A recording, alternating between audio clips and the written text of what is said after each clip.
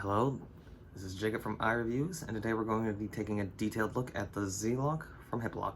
This video is the full review. You can follow the link in the description to see the unboxing and my initial thoughts, as well as the full review. This will be a shorter review than normal since this is a rather simple product, but I still want to give my in-depth thoughts and take a look into the product so you can have as much of an idea about it as possible. To start with, I overall have a positive opinion on the Z-Lok from my brief experience with it. Its general functionality is well suited for what the product aims for. As I said, it's a simple product with a simple goal, and I have to say it achieves those aims with decently flying colors. It simply uses the system on a sturdy zip tie-like item. This makes it easy to lock it in place and to unlock it as long as you keep your universal key on you. Go ahead and show that off as well, in case you didn't know what that looks like. The universal key system is the part of the Z-Lok I have the biggest issue with, just from my initial thoughts about it, and even now. It does make it simple to get a new key if any of your Z-Loks, if you have multiple of them, end up losing theirs, since one key is basically going to fit with them all. But there is a small risk attached to that, with basically anyone who has a universal key will be able to open any Z-Loks, including yours. But it's not a complicated system to begin with the key, and honestly, anyone that is dedicated to snapping the tie off whatever you have it locked to will probably have other means to do it anyways. I still don't know how to feel about it overall, so feel free to comment down below on how you feel about a universal key system.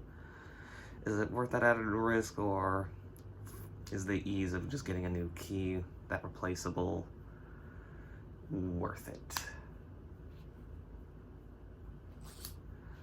Now, I want to take a look at the Z-Lok itself. It's easy to demonstrate exactly how it's meant to work. You can see my Z-Lok here and how it's firmly in place. Doesn't budge out and can only go down further.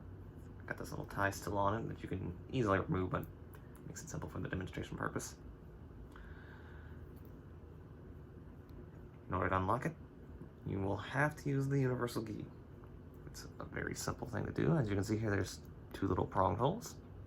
Just take it, put it in to the two sockets, and you might have to press down on it because sometimes it doesn't go in all the way initially, and from there, easy enough to pop it off. The key can be a little fussy, but just like I said, one good push is all you need. Once you have it out, it's simple to just slide it back on. This all does mean that if you overshoot how much you want to slide down on it, it's going to be overly tight and you will have to use the key to loosen it back up. So you'll have to have the key in to basically guide it to the exact spot you want if you don't want to overly tighten it. But I haven't had much of a problem with that in my experience. Overall, let's say my experience with the Z-Lok has been a positive one. My nitpick with the product is a feature that almost doesn't matter with the universal key, and it works as a quick and easy lock for something like your bike with how simple it is to slide on. The initial price might be a bit steep for some, considering that the price for 2 Z-Loks is about as much as a bag of regular zip ties, but the reusable nature of the Z-Lok pays for itself over time, I feel. It's also generally something I feel is a little bit more sturdy and will last longer than a regular zip tie, even if you plan to keep it on there indefinitely.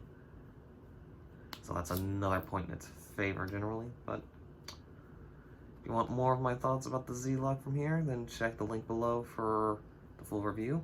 Again, you will also find the initial unboxing video there as well, and more of my initial thoughts. This has been Jacob from iReviews, and I hope you have a wonderful day today.